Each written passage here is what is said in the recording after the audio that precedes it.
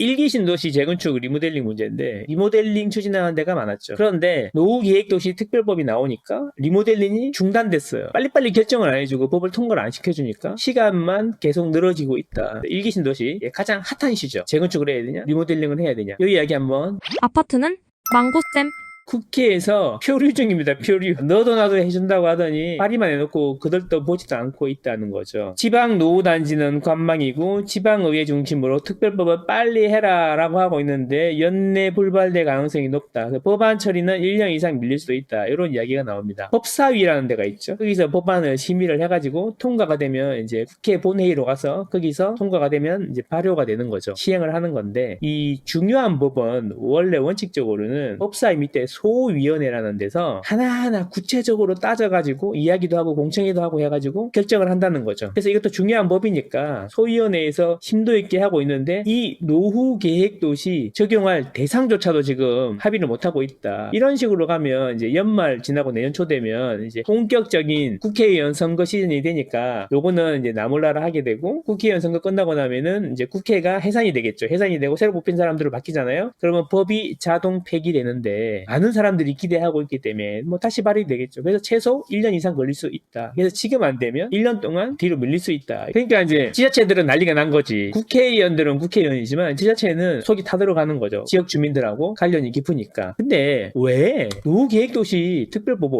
왜 하는 겁니까? 이게 중요한데 사실은 처음에 1기 신도시를 재건축해 주려고 한 거죠. 근데 1기 신도시는 왜 재건축이 안 됩니까, 여러분? 용적률이 평균 188%인데 용적률이란 게 100평 땅에다가 집을 몇 평까지 올릴 수 있냐 이런 건데 근데 지금 이제 100평 땅에다 188%까지 지어놨다 이런 이야기인 거죠. 근데 이제 이게 지을 수 있는 공간이 더 많으면 일반 분양을 많이 해서 그 이익으로 공사비를 까나가는 거예요. 재건축 재개발이 간단해요. 조합원들이 돈이 어딨어. 땅밖에 없잖아요. 땅 위에다 아파트를 지어서 일반 분양해서 일반인한테 판 다음에 그 수입이 들어오면 그 수입으로 공사비하고 사업비를 제하는 거죠. 그리고 모자라면 분담금을 내는 거고 남으면 환급을 받아가는 구조로 되어 있다. 용적률이 높다라는 이야기는 뭐냐면 이미 집을 많이 지어나갔고 일반 분양할 여유가 적다. 일반 분양할 여유가 적으니까 일반 분양 수입이 적다. 일반 분양 수입이 적으니까 그게 적은 만큼 고스란히 분담금으로 들어온다. 이렇게 생각하시면 됩니다. 공사비가 오르는 것보다 일반 분양 가격이 더 많이 오르면 사업성이 생기는 거고 공사비가 올랐음에도 불구하고 진행이 되는 거예요. 어쨌든 그래서 용적률을 올려줘야 진행이 되는 거죠. 그냥 법으로 용적률 올려주는 게 쉬운 게 아니니까 특별법으로 만들어서 용적률도 올려주고 그 다음에 1기 신도시 아파트는 튼튼하게 지었단 말이에요. 그래서 안전진단 통과가 안 될 가능성도 있어요. 그래서 안전진단 기준도 완화하거나 면제해주자 이런 이야기인 거예요. 그리고 1기 신도시가 막 10만 가구씩 한 번에 이주하면 이주 대란이 나니까 지금 법으로는 안 되고 체계적으로 이주할 수 있는 걸 자체를 법적으로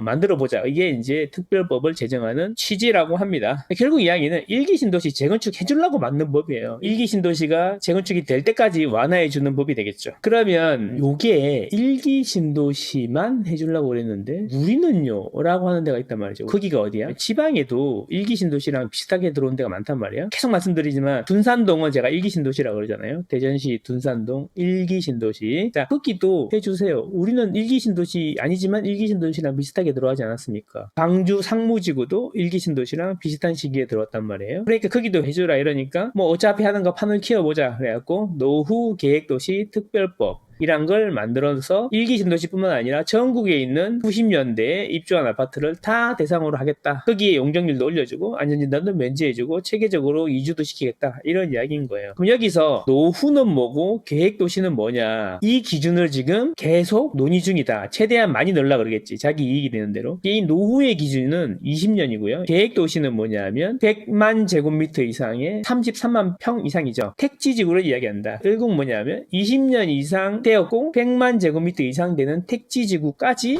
넣겠다라는 게 원래 계획인데 요거 지금 하는 것도 못하고 있다 이런 이야기인 거죠. 일단 발의내놓고 뒷전이다 이런 이야기인 겁니다. 근데 통과가 되었으면 좋겠습니다. 왜냐하면 시간이 돈이잖아요. 이렇게 해서 또 1년이 또 지체가 되면 1기 신도시라든지 지방의 노후계획도시들이 피해를 보게 되니까 제발 정부에서 빨리 진행을 해서 이게 제대로 돼가지고 시범단지도 지정이 되고 해서 10년 안에 입주하는 단지들이 많이 나왔으면 좋겠네요. 벌써 10년 지나면 입주 입주한 지 1기 신도시가 40년 되니까요. 아, 김희도님 3기 신도시 들어가고 싶네요. 3기 신도시가 언제 입주하려나 30년까지 되는 데도 있고 안 되는 데도 있을 것 같은데 2030년 되기 전에 이제 시범지구라든지 선도지구 뭐 이런 식으로 해가지고 26년 7년 되면 입주하는 단지가 조금 나오지 않을까. 그리고 이제 2030년 근처가 피크가 되지 않을까 이렇게 생각합니다. 그 사이에 이제 아파트 시장이 많이 죽어버리면 이게 안 될 수도 있어요. 저는 여러분과 여러분 가족의 행복을 응원합니다. 안녕.